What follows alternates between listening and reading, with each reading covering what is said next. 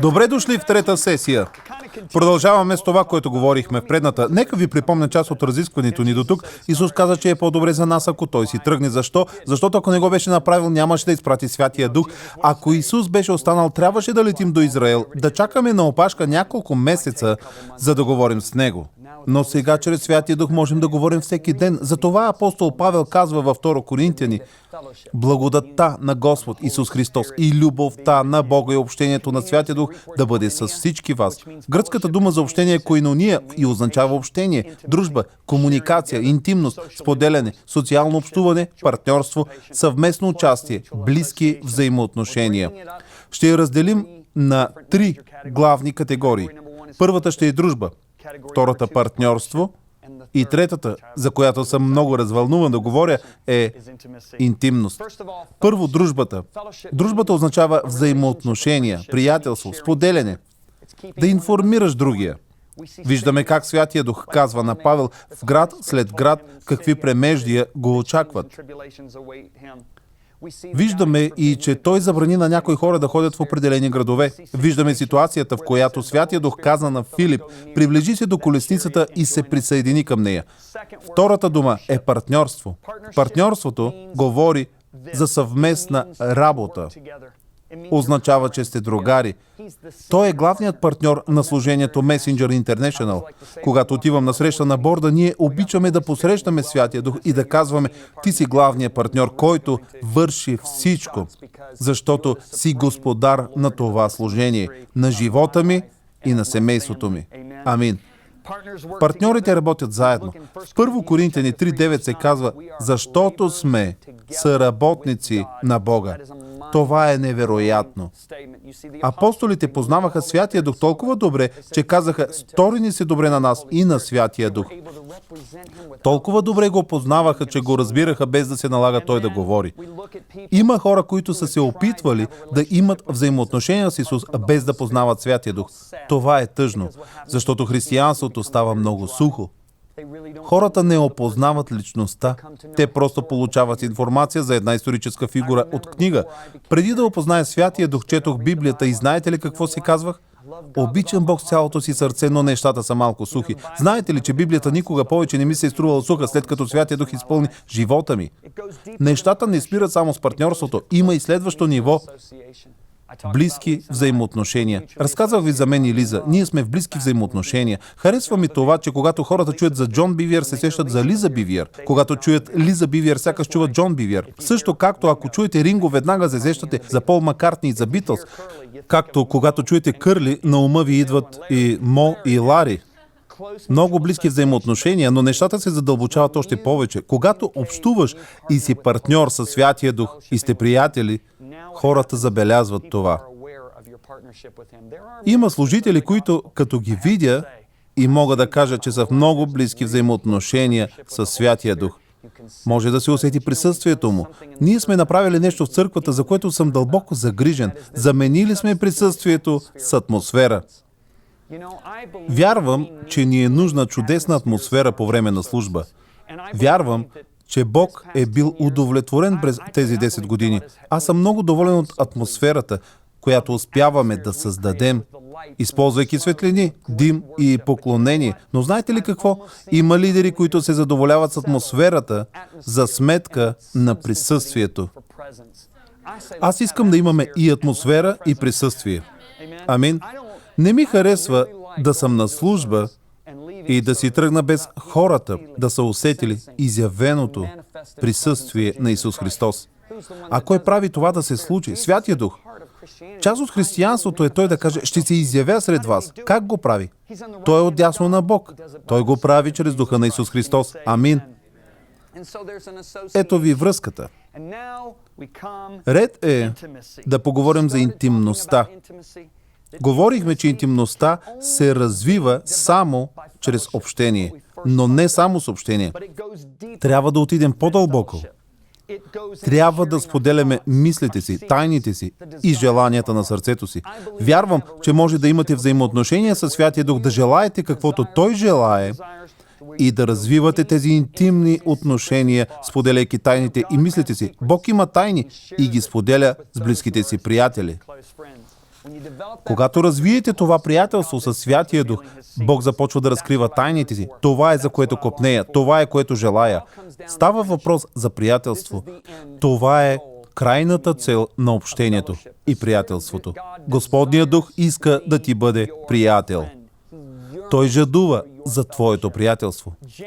В Яков, 4 глава, 5 стих, пише: или мислите, че без нужда казва Писанието, че Бог и до завист ревнува за Духа, който е поставил да живее в нас? За какво ревнува Той? За твоето и моето приятелство и интимни взаимоотношения.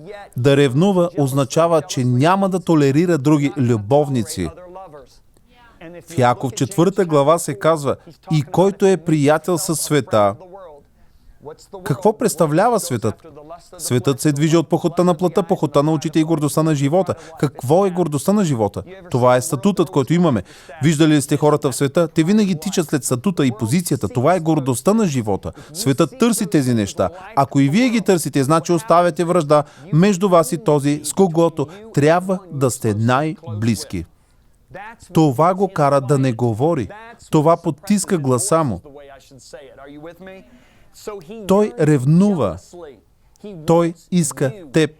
Точно както един мъж не би искал жена му да спи с други мъже в града и да се прибира, очаквайки съпруга ти да се отнася с нея с интимност и близост. Така и Святия Дух няма да бъде в интимни взаимоотношения с вас, ако вие флиртувате със света.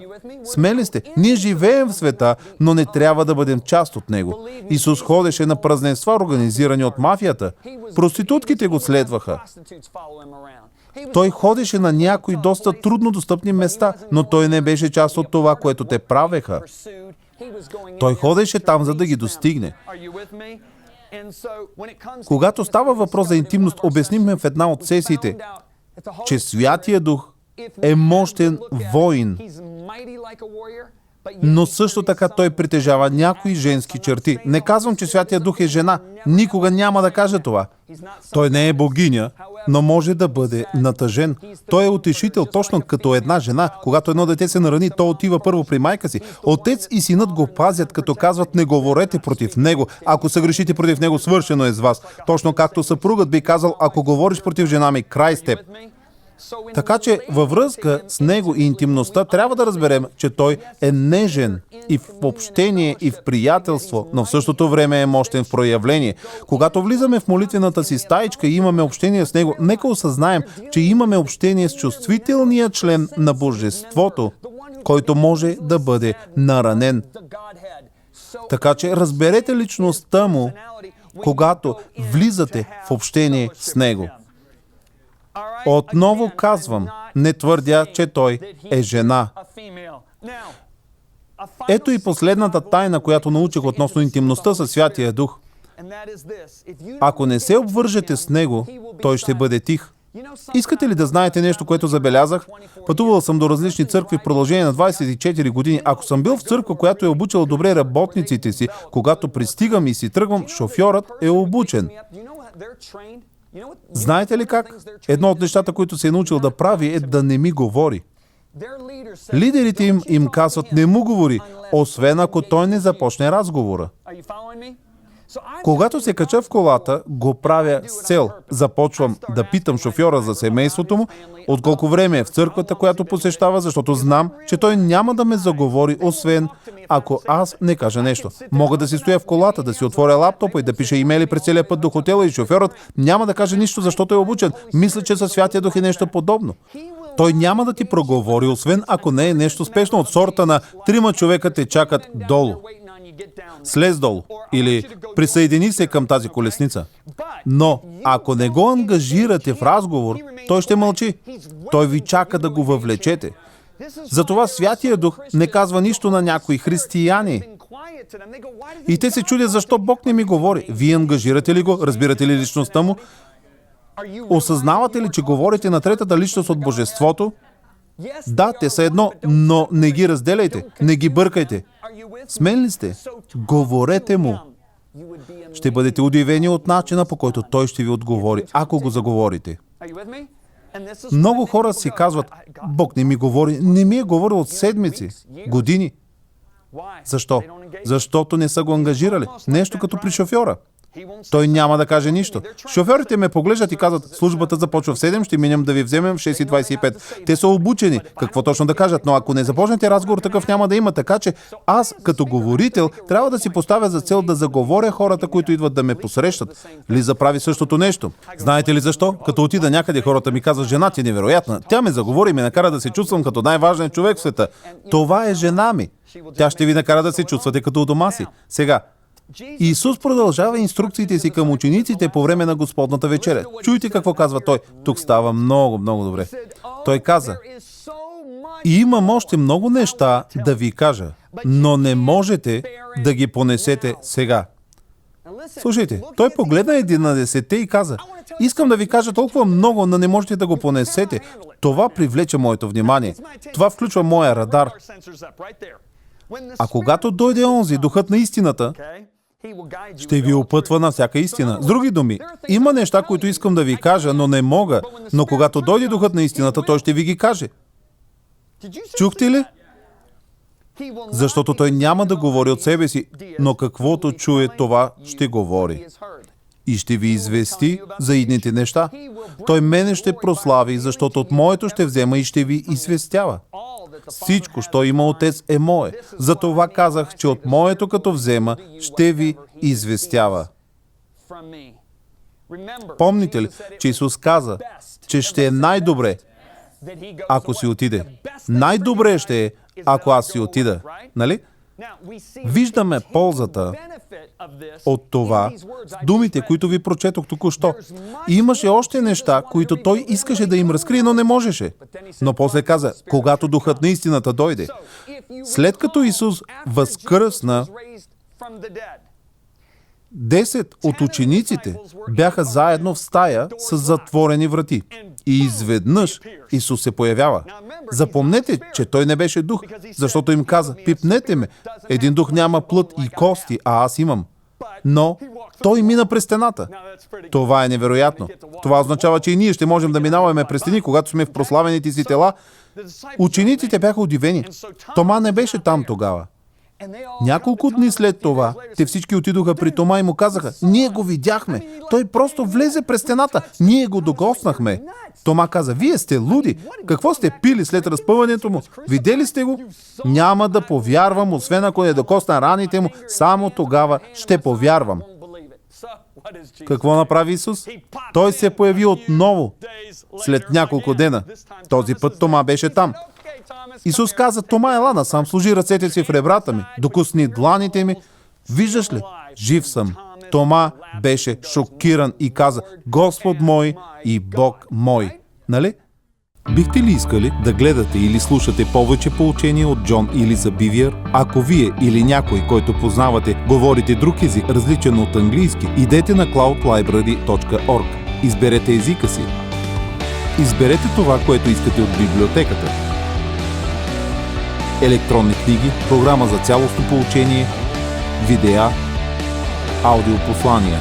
Регистрирайте се, за да получавате новата информация. Научете повече на cloudlibrary.org. Чуйте какво каза Исус. Исус му казва, понеже ме видя, Тома, ти повярва. Блажени уния, които без да видят, са повярвали. Преди си казвах, това беше доста сурово от страна на Исус. Все пак човекът се разкаиваше. Господи, моля те, прости неверието ми. И Исус го поглежда и казва това, което казва. Мисля, че е сурово. Този човек се покая. Но Бог ми каза, аз не укорявах Тома, просто излагах фактите. И продължи, това, което казвах е, че е много по-благословено да не ме видите, защото може да влезете в по-дълбоко взаимоотношение. Нека ви обясня. Има 3 нива на взаимоотношения. Запишете си. Номер 1, най-ниското, е физическото. Всеки да каже физическо. Окей. Това е нивото на взаимоотношение, при което много хора се женят, за съжаление. Тя има страхотно тяло. Той има много привлекателно тяло. Те игнорират всички други фактори. Мога да пренебрегна това, онова. Знам, че не говорим много, но Боже мой, това момиче ми е нужно. И те се женят. Женят се на база физическо взаимоотношение, нали? За съжаление, нивото, свързано с душата, не е развито. Та какво се случва с брака след медения месец? Тя се занимава с това, което я интересува с приятелките си, той се занимава с спорта и те губят контакт помежду си. Защо? Защото са се оженили на база физическо привличане. Следващото ниво, какво споменах, е душевното или опознаването на личността. Това е нивото, на което бяха Давид и Йонатан. Душата на Йонатан се свърза с душата на Давид. Така пише авторът на Първо и Второ царе.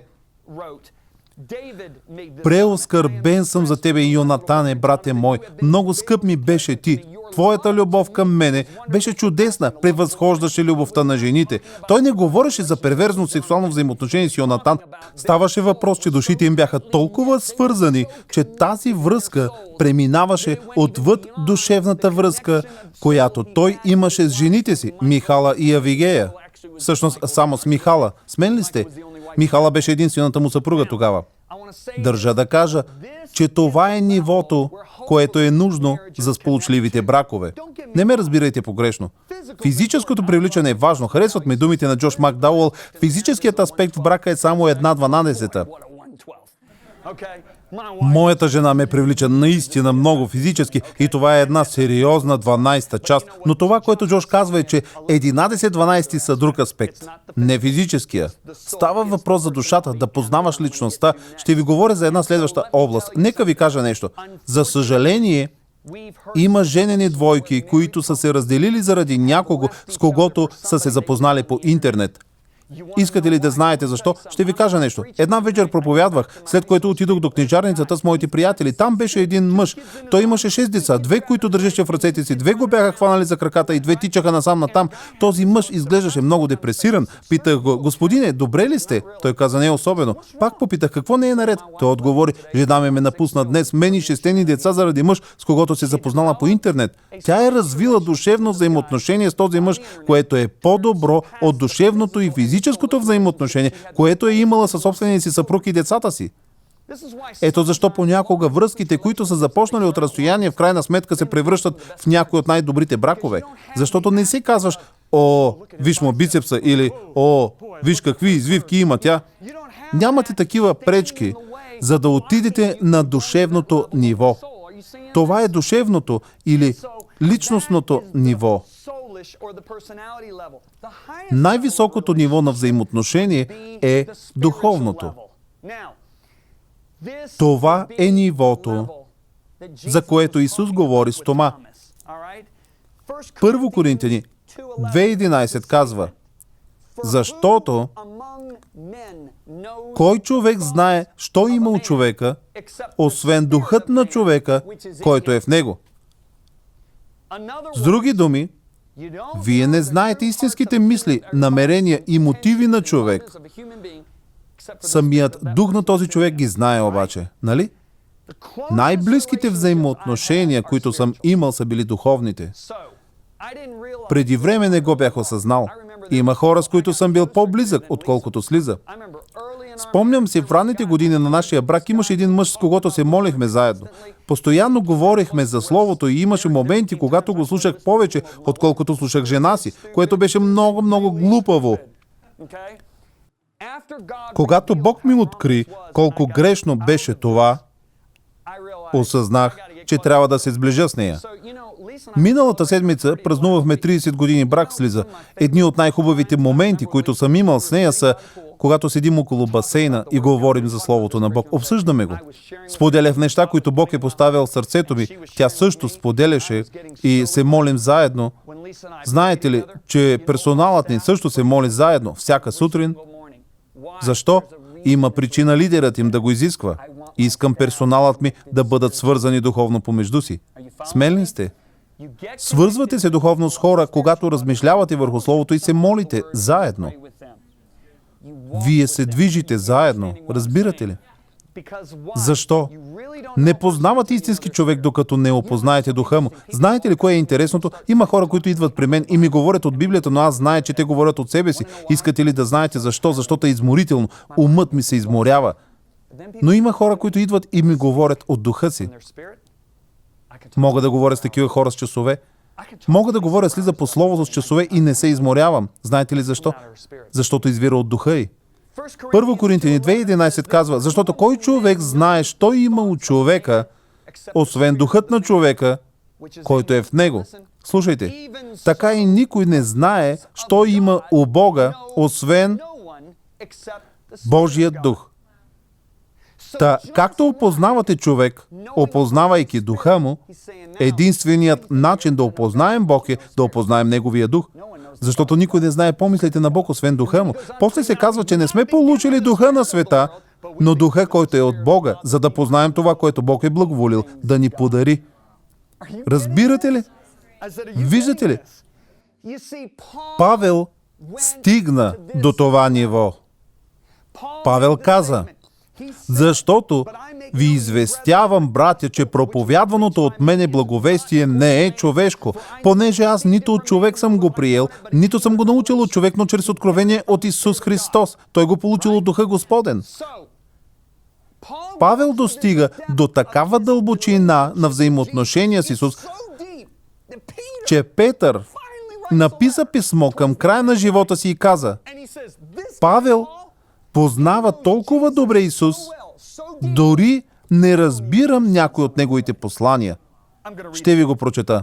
2 Петрово 3:15-16. Изчитайте дълготърпението на нашия Господ като средство за спасение, както любезният ни брат Павел ви е писал според дадената му мъдрост, както пише и във всичките си послания, когато говори в тях за тия работи, в които послания има някои неща трудни за разбиране. Какво се случва тук? Петър вероятно се опитваше да си спомни времето, когато ходеше с Исус по бреговете на Галилейското езеро, когато беше физически с Исус, когато Исус нахрани 5000 човека.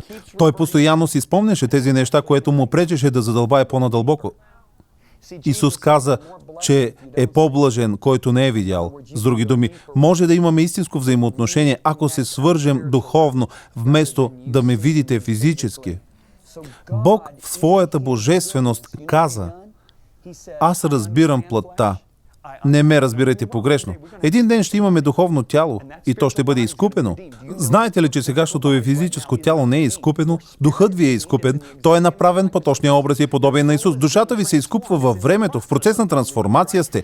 Физическото ви тяло не е изкупено. Забелязали ли се, че сте се отекчавали от неща? Може да си купите чисто нова кола, но след една седмица вече е стара. Защо? Защото физическото се изморява. Физическото не може да се задълбочи, нали? Бог каза, аз не им се откривам физически, ще им покажа Бог в дълбочина, чрез духа си, за да ме познаят истински.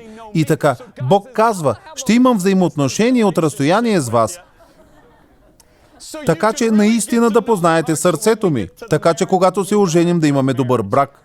Помните ли, че ви казах, че едни от най-добрите бракове са започнали с връзка от далечно разстояние?